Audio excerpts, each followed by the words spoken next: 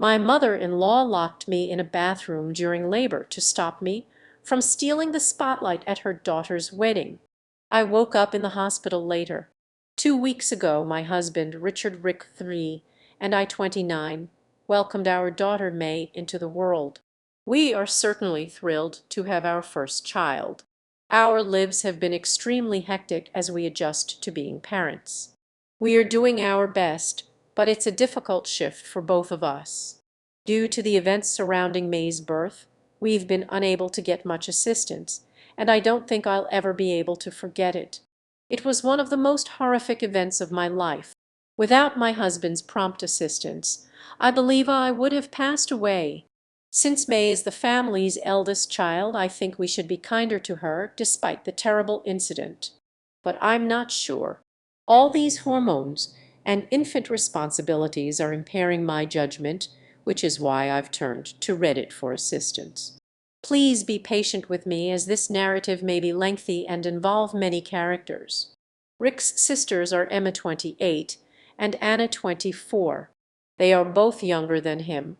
I don't think there is any hostility between us, and I get along well with both of them. Due to our hectic work schedules and infrequent meetings, we are not particularly close. Emma doesn't even live in the same city as us, but we still make an effort to stay in touch by calling or texting occasionally. My mother-in-law, Rachel, 53, is another significant figure in Rick's family, and in this story, she plays a key role. I get along with Anna and Emma, but Rachel is a very different matter. I don't agree with Rachel's actions, and I genuinely believe she has an issue with everyone, not just me. She never stops being the biggest control freak you can imagine. Rachel wants everything to happen the way she wants it to. Since she raised her children after their father abandoned them, all three of them generally respect her wishes, often simplifying their own lives to avoid conflict. However, if anyone tries to do something different than she wants, her reaction can range from dissatisfaction and moping to full-blown meltdowns, with tears and tantrums. I try to avoid her as much as I can since it's difficult to cope with her. Rick is aware of this and allows me to keep my distance and handle his mother as I see fit, because he knows she is problematic. I let it go because despite her domineering behavior, I can relate to how he feels about her. She doesn't interfere in my life because she doesn't like me, which is actually good for everyone. But a few days ago, she was solely to blame for things spiraling out of control. Nobody can ever forgive her, in my opinion. Anna's wedding was the day May was born. Her husband, Jonah, 30, is actually Rick's friend, and the wedding was beautiful. About a year ago, he asked her to marry him. I had agreed to be a bridesmaid when Anna asked me, but I knew I couldn't handle it. So when Rick and I found out I was expecting, I asked her to find someone else. There were only 6 months left before the wedding, and I was 3 months pregnant at the time. I knew I had to prioritize my health and pregnancy. I anticipated criticism from Anna for backing out, but to my surprise, she was very understanding. When I told Anna I wouldn't be available, she was ecstatic and even offered to move the wedding date, although that didn't end up happening. She concentrated on taking care of me to make sure I could attend, and I really appreciated her efforts. I didn't bother the two sisters much during my pregnancy, especially since Emma was the maid of honor and they were busy preparing for the wedding. Both came over, helped me a lot, and kept in touch as much as they could. I feel a little bad for not being there for Anna on the most significant day of her life, but my mother-in-law was the only one who seemed angry about the whole situation. The wedding preparations were somewhat disrupted, and I believe she was irritated that I couldn't serve as maid of honor. Even though Anna was fine with it, Rachel's animosity persisted. I reasoned that she was just nervous due to the wedding, and I convinced myself that I was just imagining things. I did my best to ignore her, but everything went off the rails when it happened 2 weeks ago. The wedding day and labor. I was incredibly pregnant, my belly was enormous, my feet were swollen, and I felt like I might faint. Nevertheless, Anna wanted me at the wedding, and I wanted to be there. I didn't want to take the spotlight away from her, but she insisted she wanted me there to support her. She said all she wanted was for her family to be present. I knew I had a responsibility to be there for her despite my physical discomfort. At the wedding, I ignored the many murmurs and tried to focus on being there for Anna. Rick glared at me the entire time and didn't say much. I just left him alone because I was too uncomfortable to engage. However, then came the major event that deeply stunned and damaged everyone, including myself. Just before the ceremony started, I started feeling off. I decided to go upstairs in the hopes of feeling better. What I didn't know was that Rachel was following me. When I went to the bathroom, my water suddenly broke. It was a real flood, and I began to panic. Despite my love for May, she had arrived at the worst possible time. I was unable to think clearly, but fortunately, my mother-in-law was there. As I crouched in agony, we had to rush to the hospital. I asked Rachel to grab my phone and call Rick immediately. But as I handed her my phone, she lost it. She didn't want me to take Anna's attention away from her. Rachel promised she'd make sure Rick arrived after the ceremony, but I couldn't wait that long. I begged her not to lock me in the restroom, but she did. I was trapped on the toilet, practically giving birth without a phone or a spouse. I started to hammer on the door, screaming for help, but nobody could hear me. I honestly thought I was going to die. I fainted from exhaustion, and when I woke up, I was in the hospital with Rick by my side. I was confused and terrified, thinking the worst, maybe May hadn't made it. But when I saw Rick's relief, I knew I had survived, and so had our daughter. Aftermath: Rick was furious. He promised to file charges for life endangerment and declared that Rachel was dead to him. I felt relief that he would take action. He assured me he would protect us, especially from Rachel.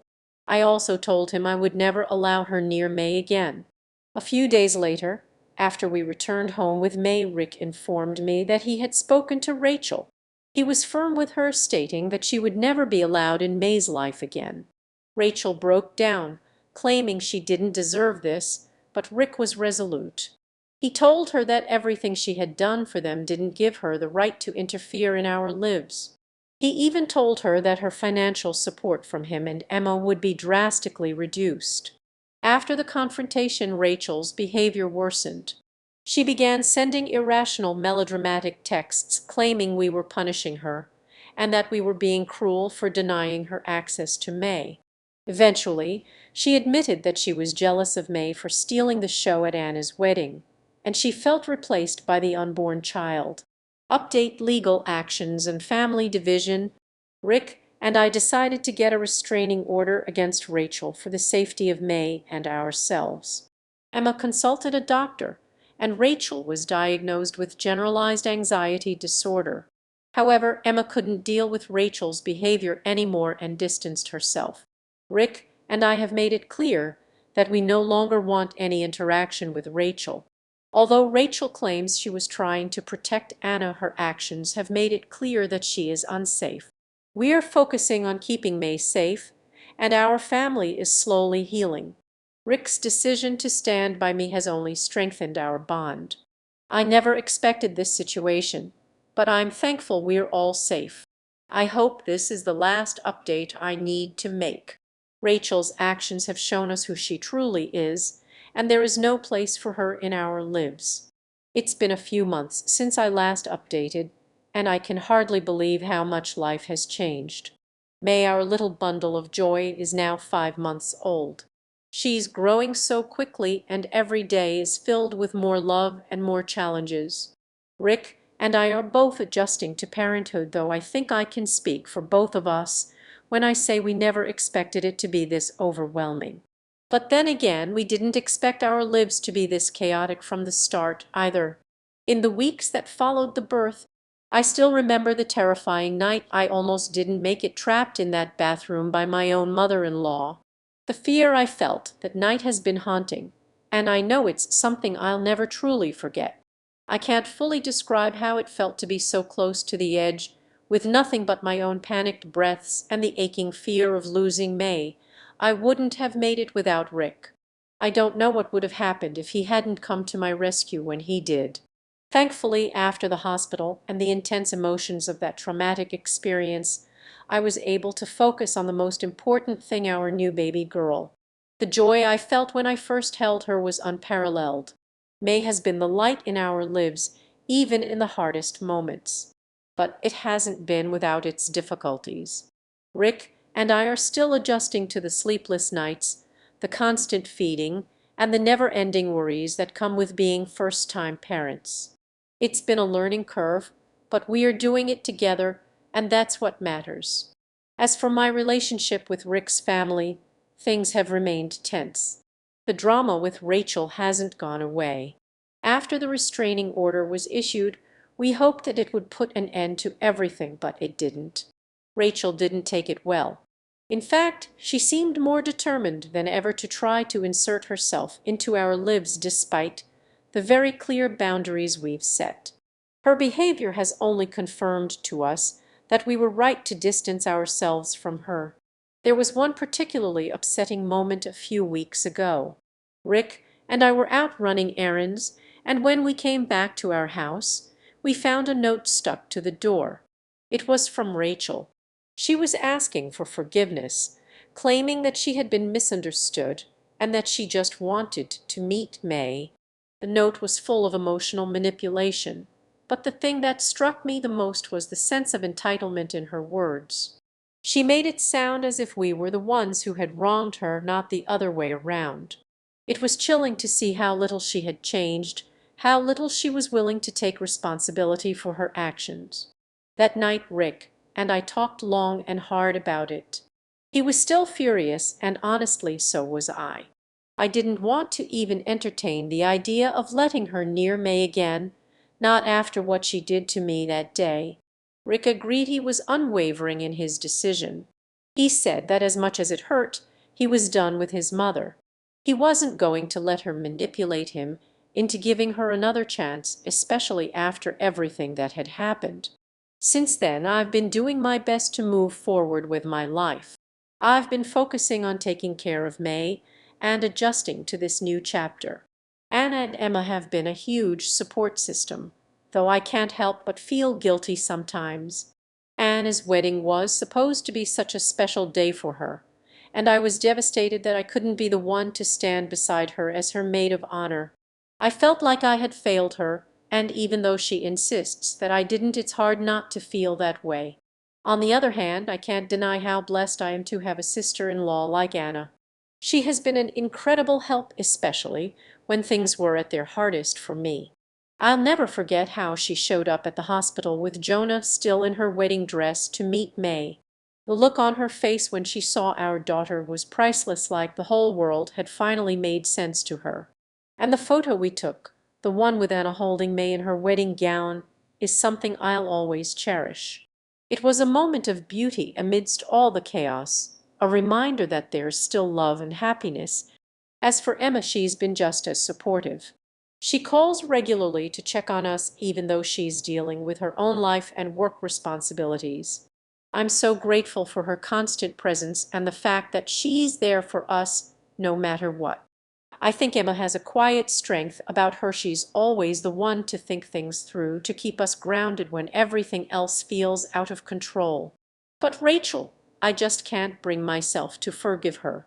I've tried to understand her actions, tried to find a way to make sense of it all, but I can't.